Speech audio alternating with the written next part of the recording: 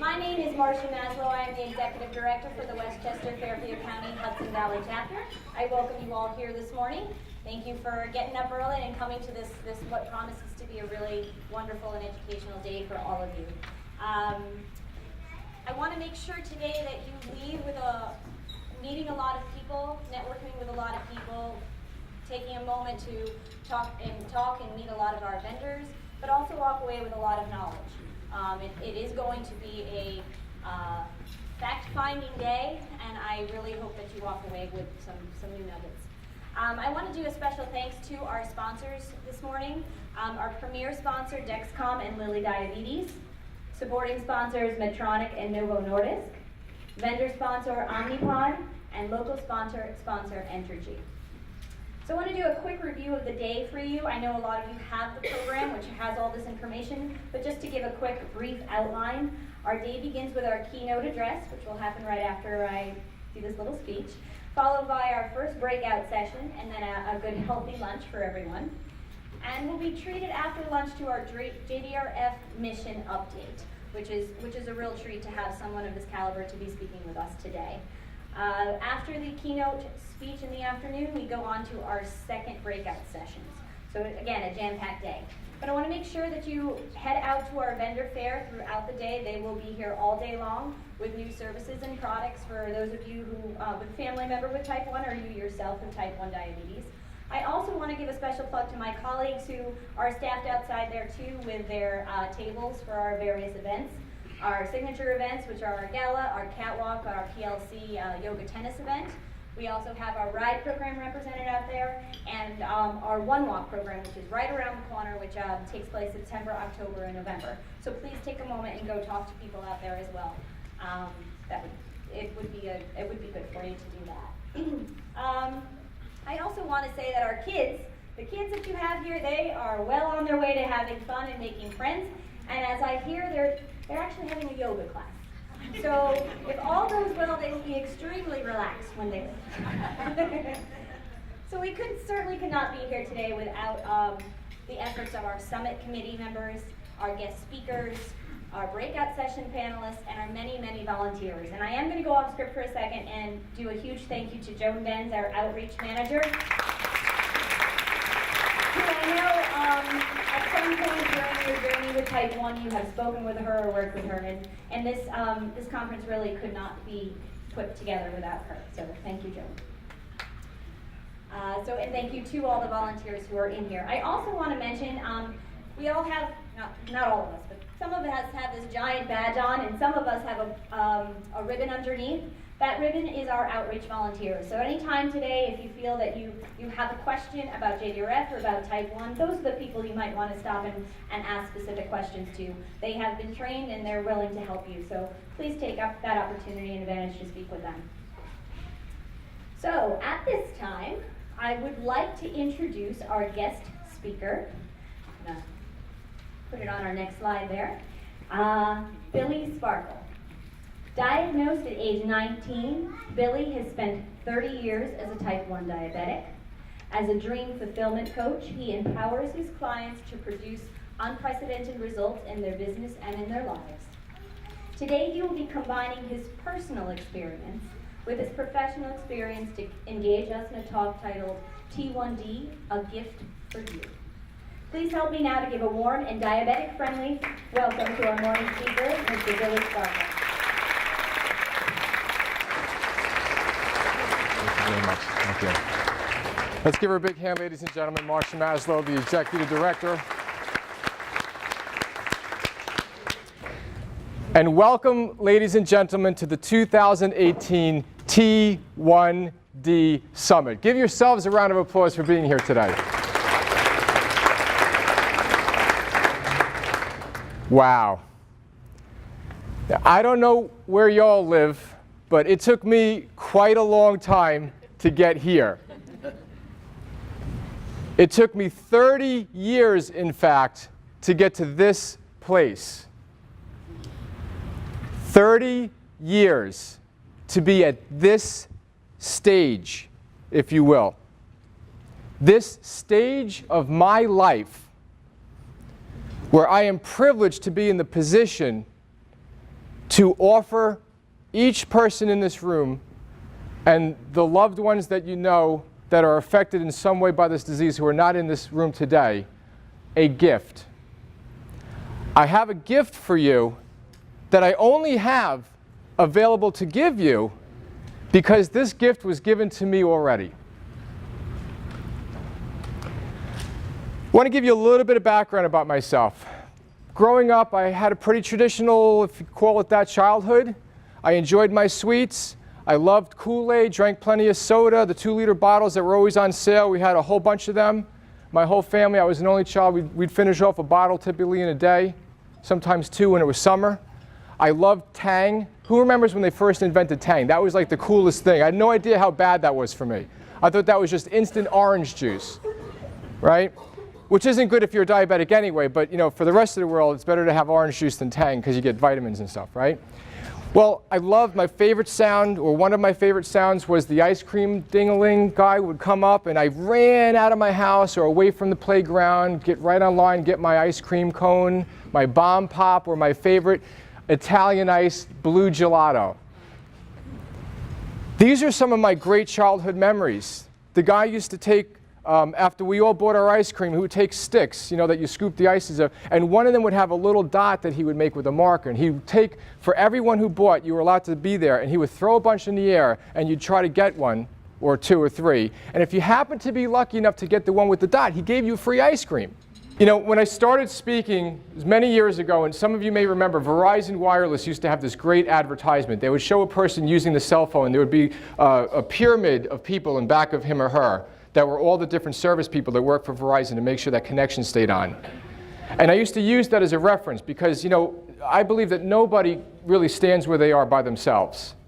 And behind me, although you can't physically see them with your eyes, but if you can imagine them with your internal ability to vision, there's a long, long line of people who, if it weren't for them, I wouldn't be standing here today, right? 2 people in particular, a guy named Frederick Banting and Charles Best, who collaborated together, and back in, I believe it was 1921, they discovered what was the beginning of insulin. And they first treated in the beginning of 1922 a young boy named Leonard Thompson at the age of 14. Now, prior to that moment, if you got a diagnosis of T1D, it was essentially a death sentence. There was nothing to do about it.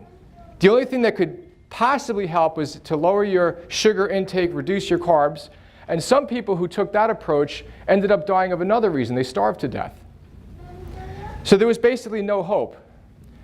After they discovered this beautiful invention, and then Eli Lilly went on to mass-produce synthetic insulin, and et cetera, et cetera, et cetera, when I found out at 19 years old that I had type 1 diabetes, there was a lot of people that were already in the background supporting me to receive that information, so that that information could be received by my ears in a much better way than I imagine anyone prior to the year 1922 received that information. Problem was, I didn't know anything about diabetes. I hadn't studied the history. I didn't have the disease. It didn't run in my family. I had no idea what I was being told.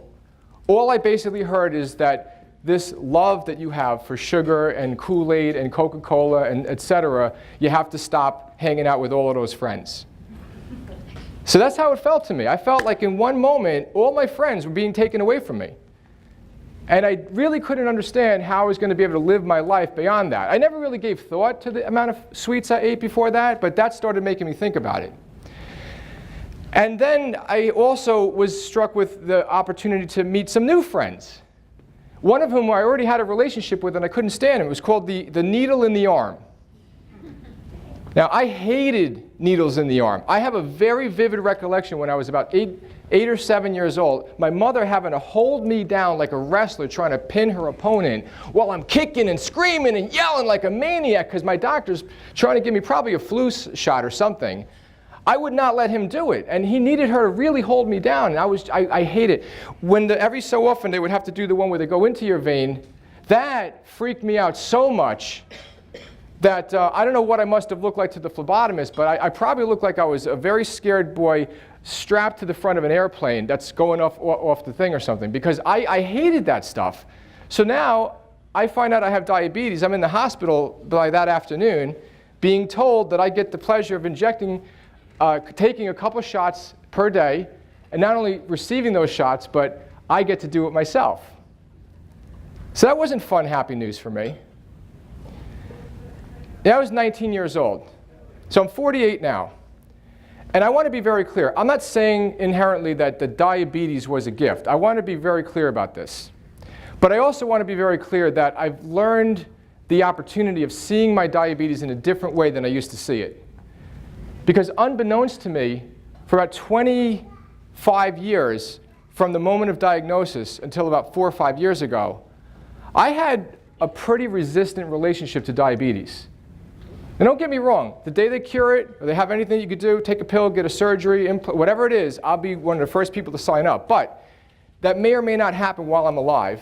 And in the meantime, I have this condition called type 1 diabetes.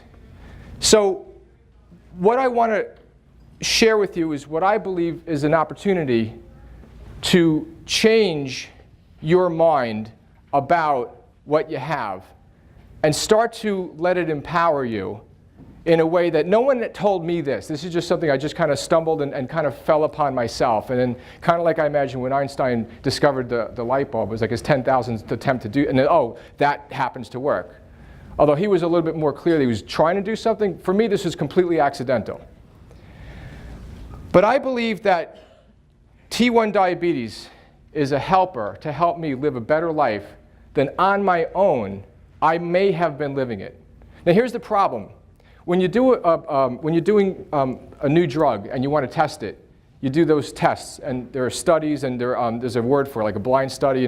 Half the people have the thing, half the people have a placebo, or maybe they do a third, and the third don't get anything, and they measure that. The problem is when you're the only one in the experiment, you don't really know what the alternative reality would have been. So I can't say for a fact what my life and my health would look like if I didn't have diabetes. But I can tell you this. My nickname in my family was the trash compactor. They called me that because I would, on let's say Thanksgiving, I would eat no less than 5 full plates of everything, followed by as many pieces of the different delicious cookies and pies and cakes that my aunt and her daughter would make, which were amazing. One year, I did this after earlier that day, I went out with my cousin and his wife, and we went to some local Mexican place, and we had nachos and a whole bunch, like before the Thanksgiving dinner, and I still ate all the stuff I would eat. Now again, early on, I was, what was I, 16, 17, 18, 19, 20, the metabolism is working differently than it does when you turn 30. So I don't know what the trajectory would have looked like. But I can tell you this. When my diabetes started hanging out with me, and I started to eat past a certain point, my sugars were going through the roof, 350, 400, it would just say high. The meters would go up to 500 and it would just say high. And I was stopping eating, not because I was full or satiated or I'd had enough. I was stopping because my diabetes was basically making me stop. It was making me stop. So I have these possibilities that I think about that maybe one day I would have been just extremely bad health anyway, just because of what I was doing to my body, right? So one of the things that I want to point out is that the name of the speech, GIFT, is actually an acronym. It stands for Golden Invitation for Transformation. So the transformation, what it means is a complete change in the nature of something or somebody, like the caterpillar turning into the butterfly, where it seems like the life is over, everything's coming to an end, and yet after it goes through something, it emerges with these new freedoms it never knew that it was even possible to have. And it seems like it's completely different, but it's probably still the same consciousness. But there's a whole different way of traveling through life. And I had a transformation when I started to take the new philosophy that I want to share with everybody in the audience today. I started to take on that the diabetes was actually a coach that I had basically been given. Now, professionally, I'm a coach. And typically, when you have a coach, whether you're in sports or if you're getting a tutor or any kind of mentoring, you have a conscious relationship with that person. So you and the coach both know that that person's your coach. So when they communicate, when there's communication, like when I talk to my clients, I have certain permissions. I'm allowed to interrupt them. I'm allowed to just do a lot of things I can say to them that I wouldn't be able to say to somebody else. Like just the other day, I'm talking to a client, and she was going down a path she'd gone, and I said, you covered that already, move on. Right? Just interrupted her mid-sentence. And she just did, and she moved on. Now, imagine if I was talking to my wife, and I interrupted her and said the same thing. That would be the first ingredient of the ensuing argument, right? Because I'm not my wife's coach. She's not my client, and we don't have that kind of a relationship. I'm her husband. We have a different relationship. So the thing is that conscious coaches and their clients, they know who the coach is. So there's a certain way that a person who has a coach will surrender to whatever the coach is saying. So imagine this. I'll give you one example. You're running around the bases. You hit a ball all the way out in baseball, and you go to first, go to second. You're running to third, and the third base coach is like, go, come on, come on, come on, go, go, go, go, go home, right? And you're listening to him. So you go, and then at the last minute, somehow the guy in the outfield did something he's never supposed to be able to do. He throws it past the pickoff guy right to the catcher, who catches it, and he's ready to tag you out. And the third base coach sees it. And in that split second, he has to make a determination. Does he stick to what he just said and try to defend his point of view, or does he be a good coach and say, stop? So a good coach will be able to do that. Tell you when to go, tell you when to stop. Tell you when to quicken, tell you when to slow down. And a great coach will do it immediately. And you, if you have a great coach and you're a great coachee, you will listen instantly. Because you get that the point of the relationship is your coach is there to have you do what you need to do to play at the level you want to play.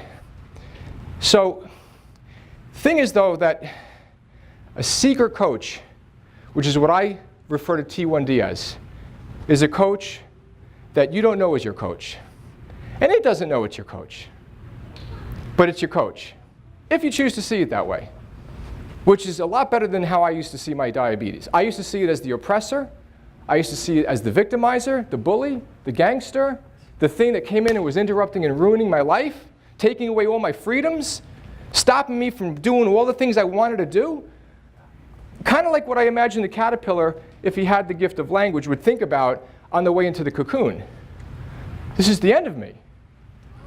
But what it was actually doing, it was actually forcing me to go through something that would ultimately help me play the game of life better than I was already predispositionally about to play. I know that's not a word, but I like to make up words, right? I was not on my way to being really considerate and concerned and committed to my health. I was not on my way to really eating healthy and working out and managing my state of mind. At the age of 19, I don't know if I would have been able to define meditation. I would not have been able to understand what stress is, how to manage your states, all those kinds of things that, when you think about it, those are the things to treat diabetes, right? Primarily, I mean, you know, you take all the other stuff, but the three principles, your diet, your exercise, and your mental and emotional states. If you do a good job at managing those things, your sugar levels will be a heck of a lot more in check. And your health will go up, and your energy will go up, and your ability to show up in whatever you're doing with your life will increase. And I have validation for this, because every time I pick up a copy of Men's Health magazine, or I look at some of the women's magazines, and they're talking about, what do you do if you want to get the best body, get that bikini body, the summer body, build muscle, lose, you know, what do they primarily tell you to do? Eat better, exercise better, differently than you have been, and manage your state, right? Be more calm, avoid disagreements, those kinds of things, right? But those people, they're going out and seeking out that help, so they want that to happen for them, right? I wasn't seeking that out. Diabetes was given to me. It was just given to me. I didn't deserve it. I didn't do anything for it. I didn't save up my money. I remember when I first got diagnosed, as many people might have experienced in this room, when you get diagnosed and you start telling people that you have this thing, and they start asking all the questions, and you're kind of like just starting to figure out what it is yourself. And I became kind of like a shotgun expert, just repeating what my doctors and medical team was telling me, telling people what I theorized were the answers to their questions, and I didn't really know what I was saying, but I thought I did. And they were asking me, so I kind of had to give them answers. But the thing is, one of the common questions was, Billy, how did you get it? Did you eat a lot of junk food growing up? And now the answer is, yeah, but not any more than anyone else that I hung out with. Not any more than anyone else I hung out with. Willy Wonka is one of my favorite films, but more for the philosophical messages. I never really had a penchant to wanting to dive into a chocolate river and drink myself into oblivion. They also said, well, is it hereditary? Did you get mixed up with a bad family? Did you come out of the wrong person's body when you were born? No, my mother and father were one of 7 kids each. So I've got a whole lot of uncles and aunts and nobody has diabetes in I was the pioneer, I'm a trailblazer. So, I didn't do anything to deserve it. But when you think about it, isn't that kind of what a gift is? You get a gift. Here's a gift. And not given to you because you're being good. Not necessarily doing it because it's your birthday, because I've had people not give me things on my birthday, right? So it's just a gift. It's not something that you worked and you paid for and now you get it. It's just given to you, right? Diabetes was like that for me. It was just given to me. I didn't ask for it. Some gifts you have before you know you have them. How many have had this experience? You're demonstrating some ability around somebody that you know, and they say to you, you've got a knack for that. You're quite good at that. You've got a talent. You seem gifted at that. You should do something with that. You can make a lot of money with that. You should join a club or a group or something. And you say, oh, never knew that. It's just something that comes natural for me. Never saw it that way. Never realized it was a gift. And then maybe you embrace that. Maybe you say, oh, I do have a gift for this. And then you go out and you get in the group to support you to do it better. Right? So gifts have that nature to them, don't they? You don't really earn them. They're just given. Sometimes you know they're coming. Sometimes you don't. Sometimes you just get a gift. Right? You just get some flowers just because it's Thursday. Not because it's your birthday or because your husband was yelling the night before and needs to apologize. You just get it because, hey, just want to say I love you. Right? So here's the way I look at it. I've had coaches. I am a coach. I find that whatever I'm up to, when I'm working with a coach, I play much better. I also find that there are all sorts of coaches in the world that are secret coaches that we don't recognize as coaches. But if we start to listen to them in that way, it'll completely transform the way we relate to ourselves, and it'll bring forth the power that we didn't have available to ourselves. So the first time I got the idea that I'm sharing with you, it just came out of my mouth. I was talking to one of my best friends about 5 years ago, and I said to him, his name is Pete, I said, Pete, I finally realized all these years, on some level, I've always been resisting my diabetes. I've always been really angry at it. I've always been like, and what do you do when somebody interrupts you and cuts you off and tells you can't do this, you can't do that, complains to you all the time? Do you find you listen more to that person and want to invite them over for coffee, or do you find you want to kind of like distance yourself from them? Right? I was distancing myself from a thing that I can't distance myself from. Because diabetes, unlike a human being, lives inside me. And it's always there, 24 hours a day, 7 days a week. It's like a great mom. My wife and I, we have 2 kids now. And long before we had our first child, I used to buy into the thing that people would say about women who have children, that being a mother is like a full-time job. Right? They would say that to like the stay-at-home mom, like you don't work. Well, no, of course you work, because it's a full-time job. I used to say that, and ever since we had our first child, I stopped saying that. I think that's an insult now.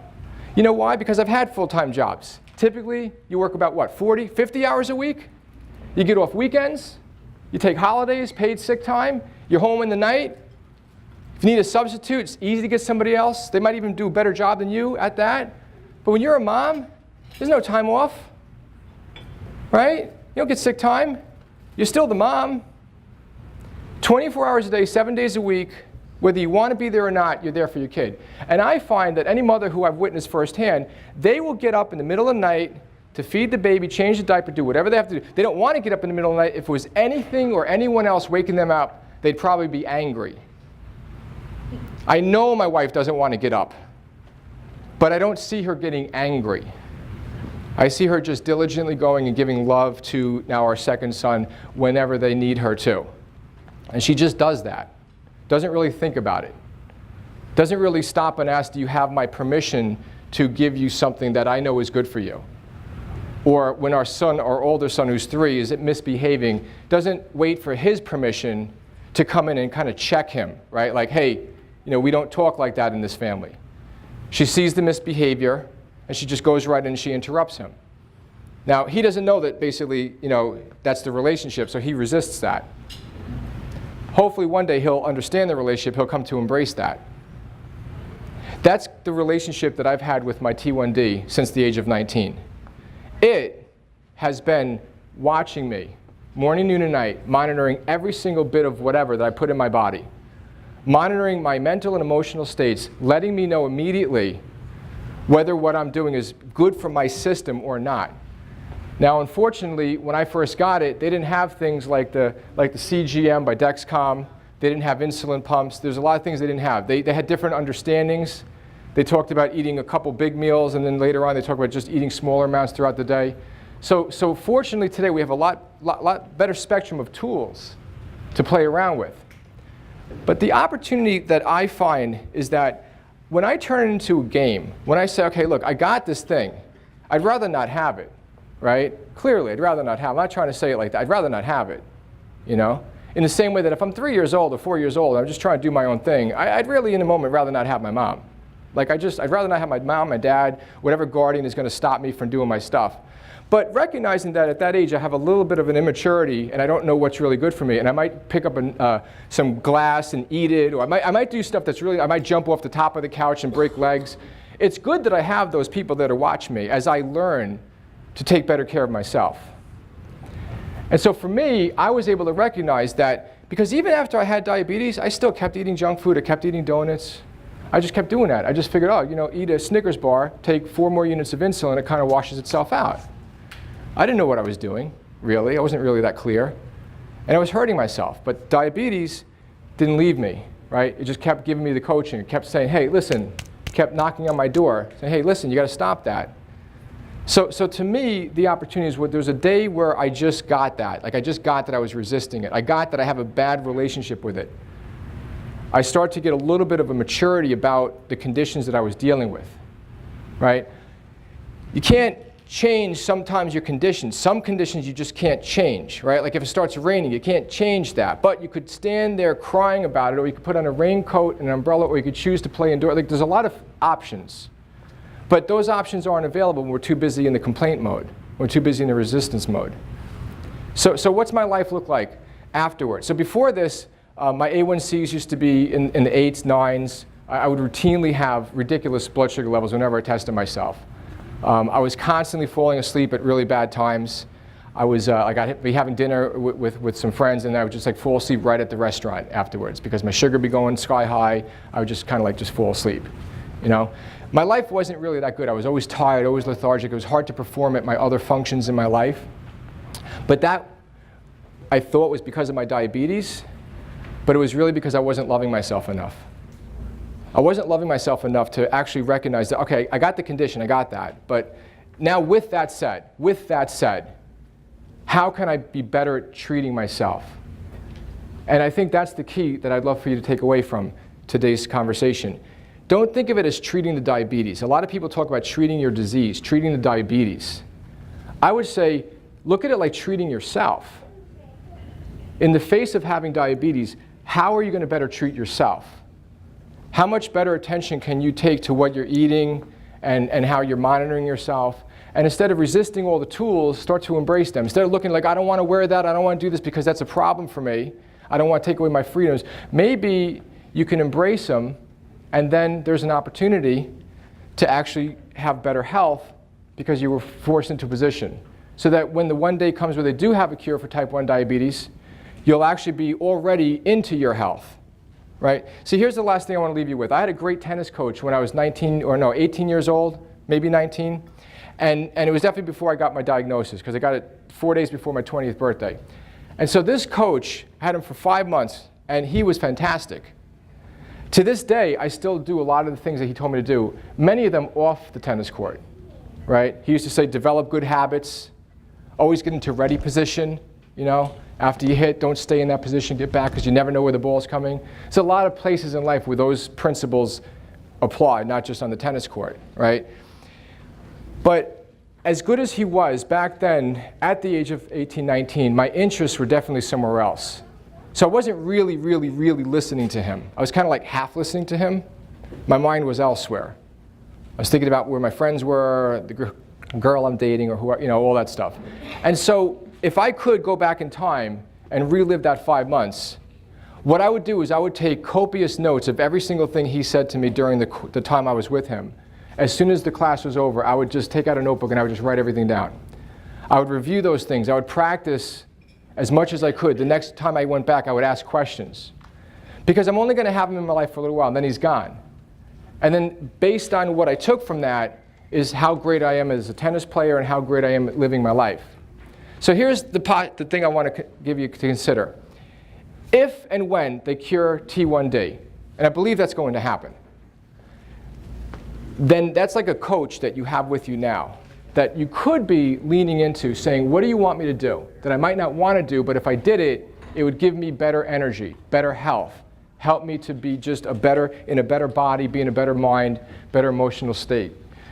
And what if you took that on and just started playing around with that? Just play a game, right? What if I just tried to just do one new good habit for the next 3 weeks and see if I could do that? What if I try to cut one thing and let the diabetes and the feedback that we get from our meters and our machines and everything tell us what the coaching is? Now, again, I'm not saying that you necessarily want to have it, but since you have it, who here would say, by a show of hands, that would be just a more useful way to take advantage of it while it's in our lives? Can I see your hands? Right? Because it's there anyway. It's there anyway. So in the meantime, do the fundraising, do the walks, contribute. If you're in the business, work hard at finding a cure as fast as possible. But in the meantime, while the thing exists, let's lean into it, let's take advantage of it, and let's try to let it really be a gift that it can be, and let it transform our relationship to ourselves and to the lives that we have. Because I know for me, the last few years, I've been in better health than I've been since I was a teenager. And I'm the oldest that I've been since I was a teenager. And my diabetes is still very much intact. But the difference, and the only difference, is that I finally just offered myself to look at it in a different way. And I don't really expect anybody to say, oh, that's a great, excellent idea, Billy. Thank God I'm here for that, right?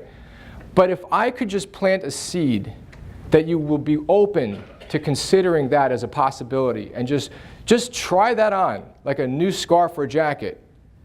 And even if it's a little uncomfortable, like a pair of shoes, like these shoes when I bought them weren't, you maybe just see if you could break them in a little bit. Maybe they could break you in to a new way of life, a new way of relating to it.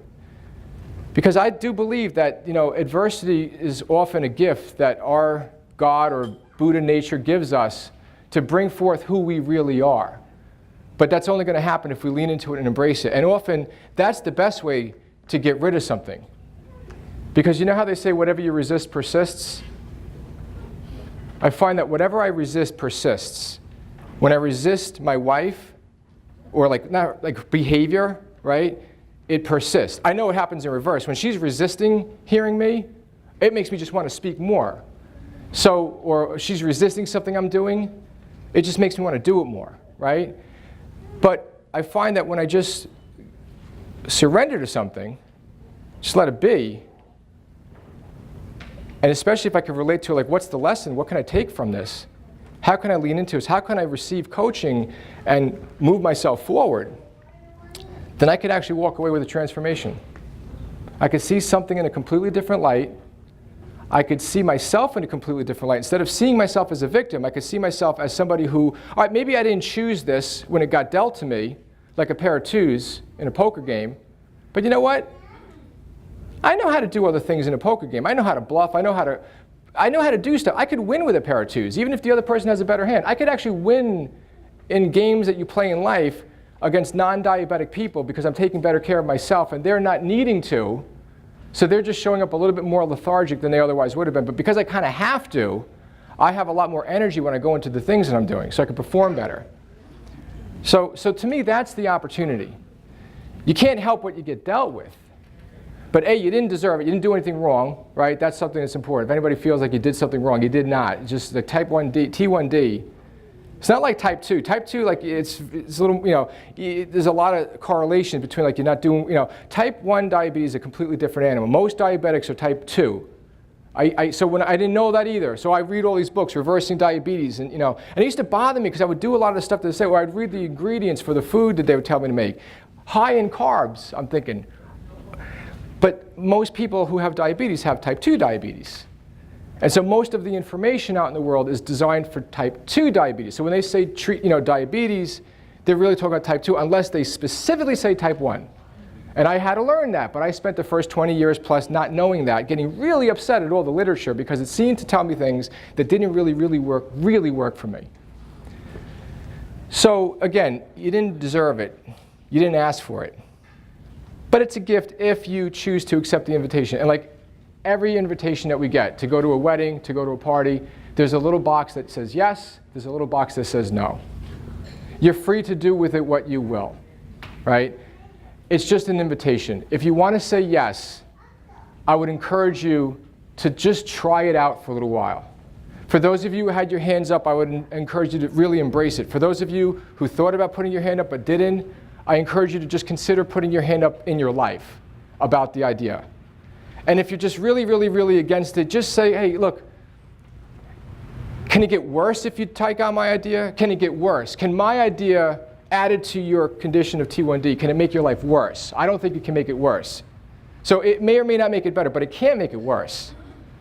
So the opportunity is to check the box that says yes. Accept the invitation. Show up for the party that it actually could be. Participate in treating yourself. Not the diabetes, treat yourself. Treat yourself like a rock star. Treat yourself like an all-star athlete. Treat yourself like your own kid that you don't want anything bad to happen. So you bat that brownie out of his or her hand the moment that their child, their little or like that less matured mind. And I want to be very clear. I want to make one last distinction in terms of like mature. I know people who are in their 80s that are very immature, and I meet young kids all the time that are ridiculously mature. So I've learned that maturity has nothing to do with age.